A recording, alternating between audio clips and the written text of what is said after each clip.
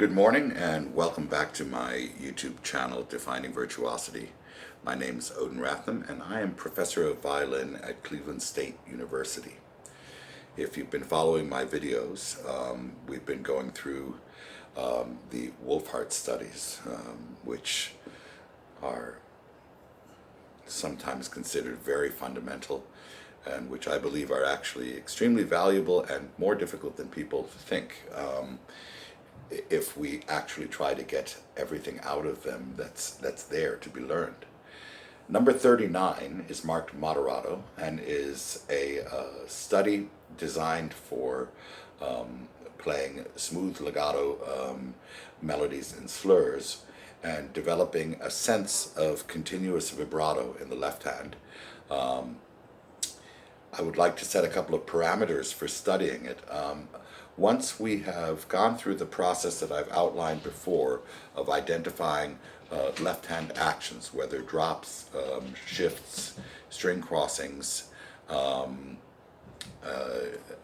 vibrato, etc., with a metronome to make sure that everything is strict, that every drop, drop, drop, drop, cross, drop, drop, lift, shift, drop, cross and drop, drop. Contracting the third finger, lift, lift, cross, contract the one.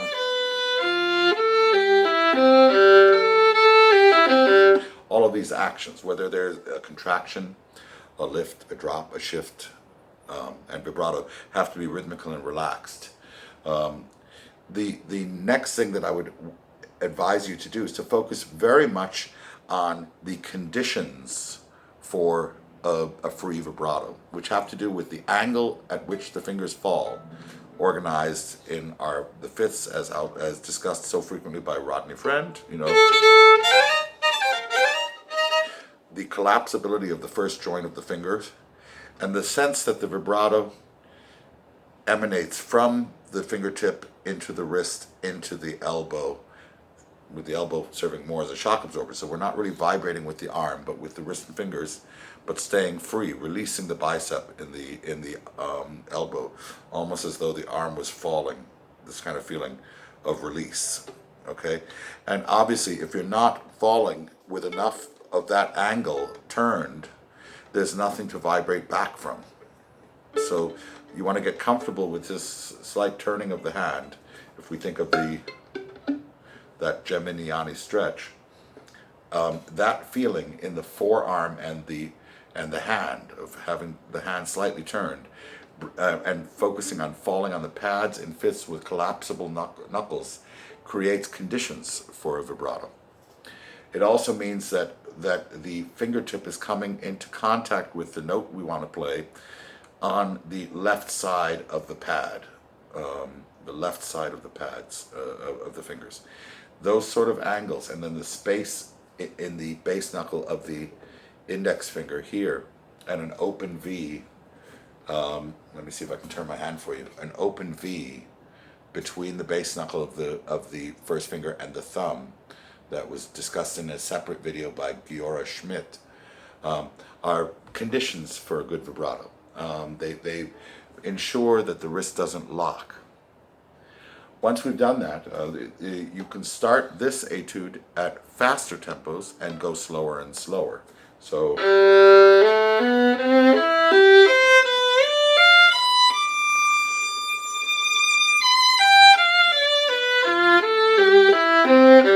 this point I'm going by half bars.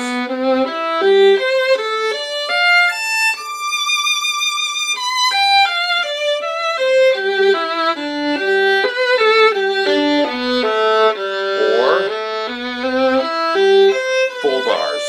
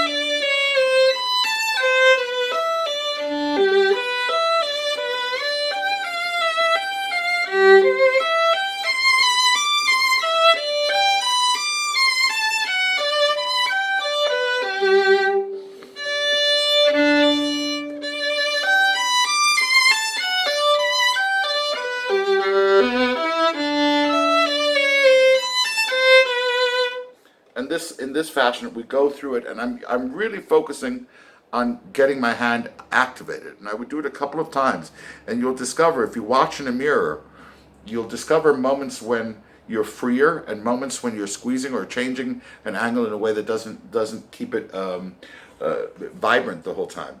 I also would say that in this study, it's very important to save and travel. Save and travel. Always feel like you have more bow left when others would run out of bow. That if you have a 4-note pattern, practice distributing the bow with slower bow speeds at the beginning and more follow through, so that you don't choke the sound during the life of a long phrase. I would also focus on, when you're saving, not letting the left hand get lazy, but keeping the notes vibrant. This is a very, very challenging study. Now, a couple of fingering changes. I observe some of the old Schirmer edition fingerings, but if you could get your pencil out and look at bar 3. I like to introduce squared and circled fingerings in this work. What that means is that if we have a circled fingering, we will either extend or contract the finger without moving the rest of the hand. That means that you can move one finger, a half step or a whole step or even a step and a half out of position without moving the elbow joint, without changing the position that we're in, and just extend to grab a note. If you see a note, however, with a square around it, what that means, and I'm taking this from Galamian's principles, is that we begin the action with a contraction, but then we allow the rest of the hand to go back. Or we begin the hand with an extension and allow the rest of the hand to now go to the new position. It just delineates or defines an order of actions. Extension first, release for the shift second. And in this way, we can conceal shifts using the squared fingering principles. So in bar 3, I've altered the fingering to be 4 on the D, 3 with a square around it on the B natural, first finger on the G, fourth finger on the F, second finger on the D. Again, first finger with a square around it on the B natural to bring us back to first position. So with this shifting pattern, we don't have any audible shifts. We're in third position. The finger anticipates second position. Now we're in second position.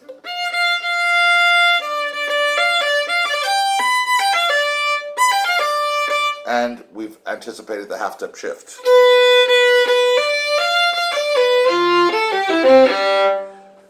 At this juncture, I would like to bring up again the analogy that I've made between great tennis players, great ping pong players, great divers, ballet dancers, gymnasts, and violinists. What they all share in common is efficiency, and that nothing other than the desired muscles are at play.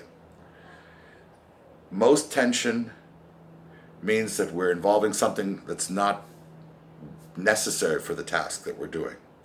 If you squeeze your shoulder up or squeeze the index finger against the inside of the neck on the E string side, or there's too much fingertip pressure, all of these things will disturb those actions. If the wrist angle changes suddenly, or the elbow opens or closes unnecessarily, instead of just simply doing this and then releasing.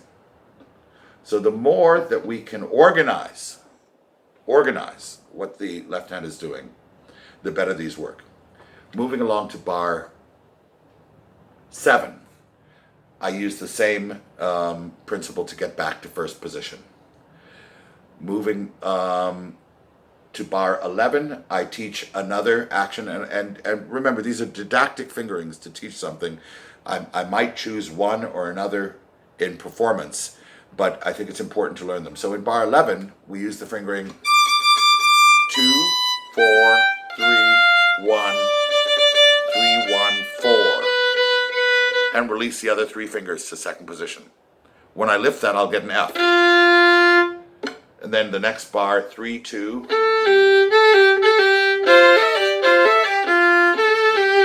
And the 1 brought us back to first position.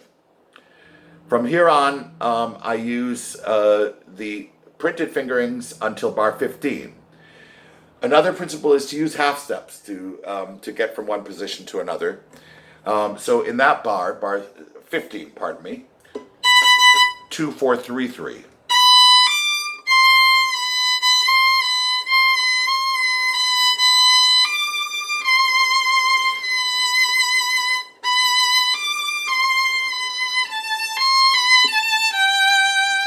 All right. Here I use that same descending principle of getting from second to first position in bar 16, 1, 3, 2, 1.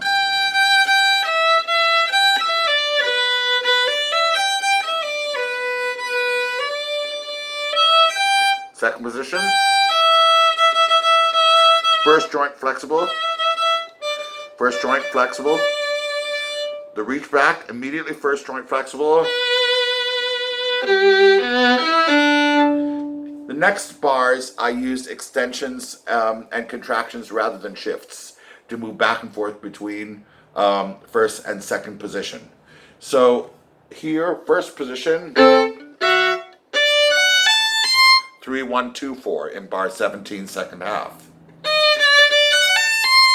Then 3, 1, 2, 4, 2, 1, 4, 3.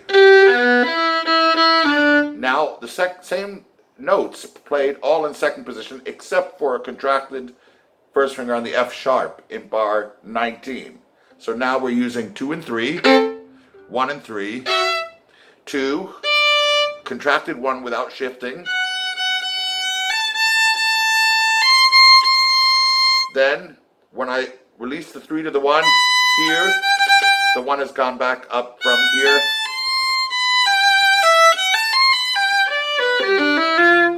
Bar 21, another principle. We don't always use a sharped third finger for a G sharp. Sometimes it's wiser to use the fourth finger contracted, especially if we're going to remain in position. Because now the third finger doesn't have to fall in two different shapes. It fell like this.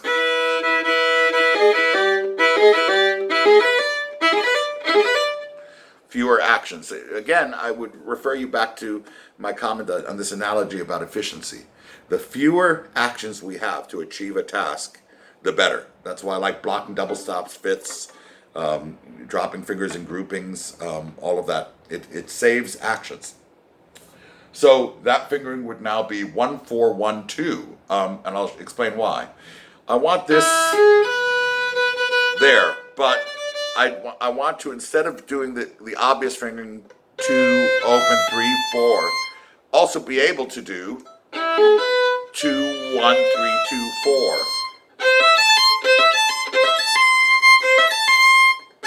Now 1 in bar 22. For the next several lines, I don't alter any fingerings because I also think it's important to be able to do the ones printed in the old Schirmer edition. And my next changes don't happen until bar 39, where I have put in parentheses underneath a bowing change that we can use 4-note slurs to broaden and slow the tempo before the recapitulation. So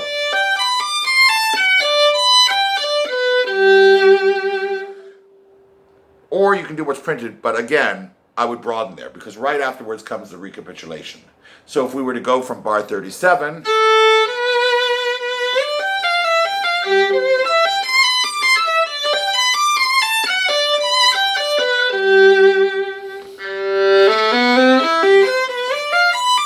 and then I'm using the same fingering, 4, 3, 1, 1, 4.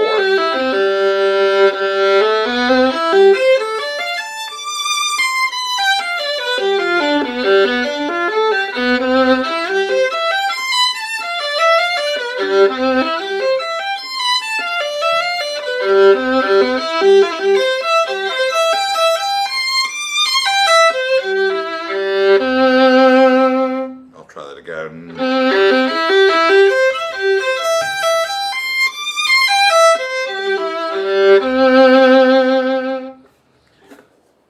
there you have it. This is not easy to play lyrically, and has tremendous value in terms of creating long musical lines, and I hope that you will take advantage of the simplicity of it and milk it for everything that's in there. There's a lot in the bag to be learned. Thank you for watching. If this was helpful for you, I hope that you'll first of all subscribe, but also recommend my channel to others, copy and share. If you have questions, you can put them in the comments below, and I will try to answer them when I have time. Have a good day.